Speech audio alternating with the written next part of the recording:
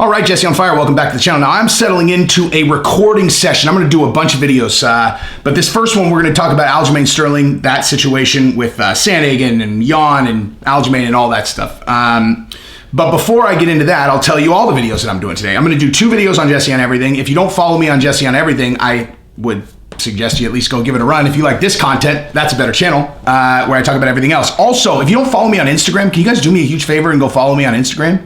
It's really hard to build over there, probably because I'm not that active, but nonetheless. But the other video I'm going to do on here is another one about Jon Jones. That's why I'm going to do 2 videos today, because this statement that Jon Jones put out, like his public response, it bothers me more than the incident does. So I'm going to do a whole other video about that, and you guys can look for that. But anyway, if you like the content, subscribe, ring the bell. Now, here's the deal. So the Aljamain Sterling situation, this is like the secret that no one's talking about, right?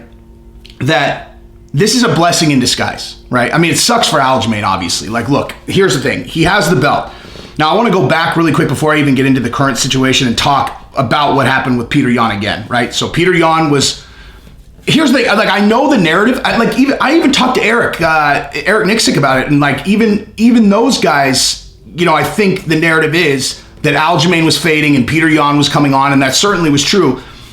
But the idea that Aljamain didn't like fight a good fight, I don't agree with that. And I'm certainly not saying that his team said that, but just like I think the like kind of common conception of that fight is that Aljamain was going to lose for sure.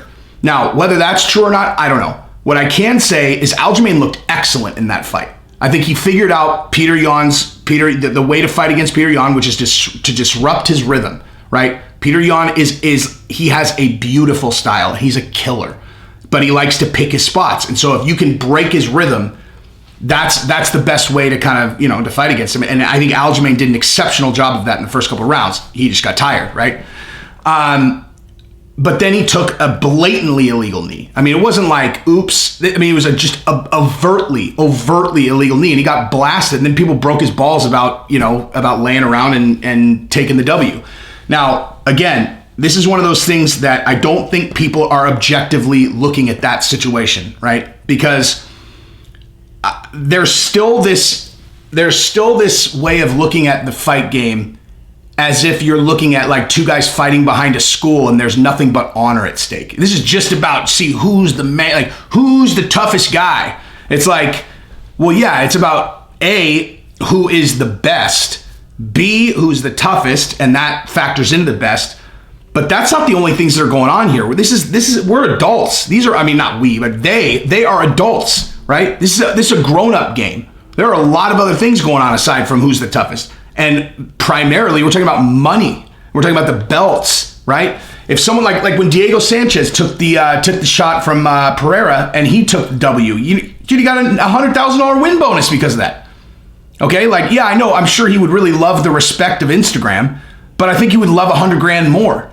And in Aljamain's case, not only does he secure even if you want to say, oh, he would have lost that fight, okay, cool. Well, what he gets to do now is he gets to secure an automatic rematch, and not just an automatic rematch, but one where he gets back in pay-per-view points. Like this is a multi-million-dollar impact. I mean, at the very least, a 7-figure impact here. Like Aljamain is going to get a 7-figure cash infusion because he took that knee and didn't go back versus if he would have just lost the fight. That's a veteran move. That's an adult move. That's a thing that a grown-up does who's got kids. It's not like he faked it. He's not doing anything dirty. He took an illegal knee. He took a blatant illegal knee. I do not understand the shit. I've never understood him taking shit for that. I think that people just, I don't know, like when people evaluate things like that, they don't put themselves in the person's situation. Just put yourself in the person's situation and then evaluate it. Like pretend that you have a total of, I don't know, $150,000 in the bank.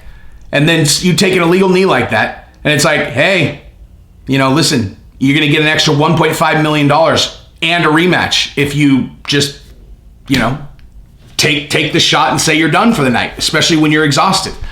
Everybody's going to do that if they're smart. Like, as a matter of fact, the only person who's not going to take that is a person, I would see that person as weak, to be perfectly honest with you. Because the only logical way that I could see a person being like, no, let's just keep running it, is if they were too afraid of what people were going to think. And that's pussy shit to me. Like, fuck them. You know what I mean? Oh, you don't like what I did? fuck you, okay? You gonna feed my family? You gonna take care of my kids if I run out of money and they go to college?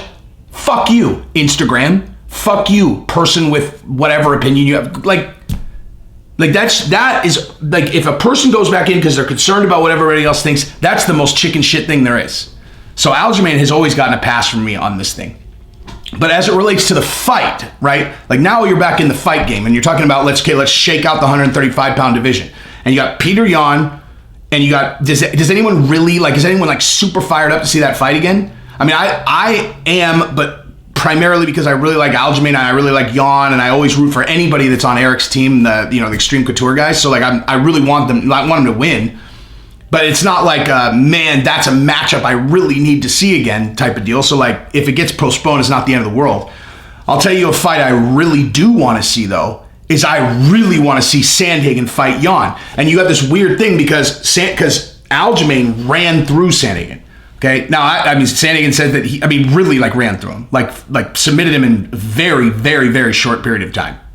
And after, look, like Sandhagen fought TJ to the, you know what I just realized? He lost that fight to TJ. I forgot that he lost that fight.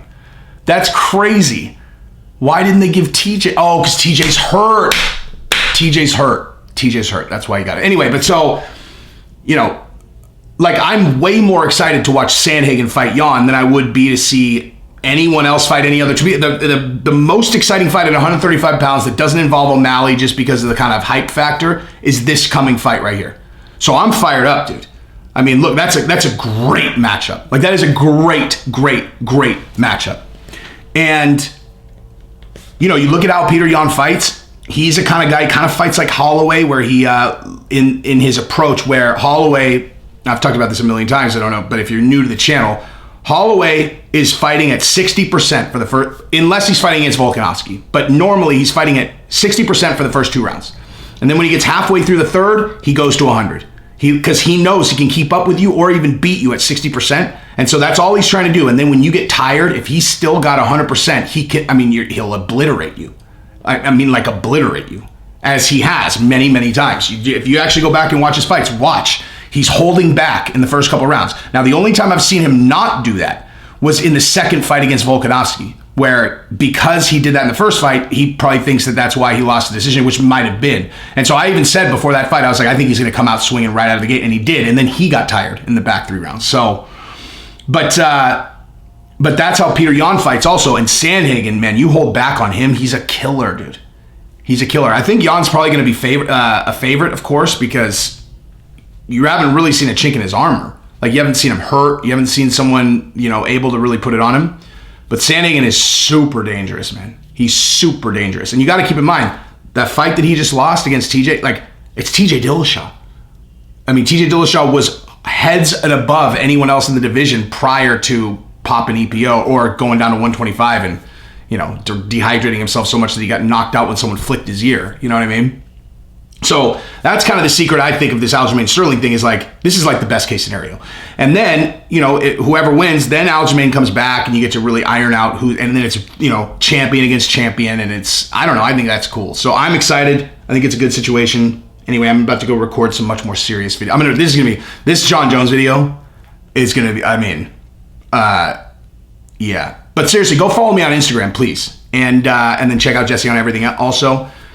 But, I'm really trying to decide how I'm going to do this John Jones video, because if it was someone that I had no concerns about their opinion of me whatsoever, I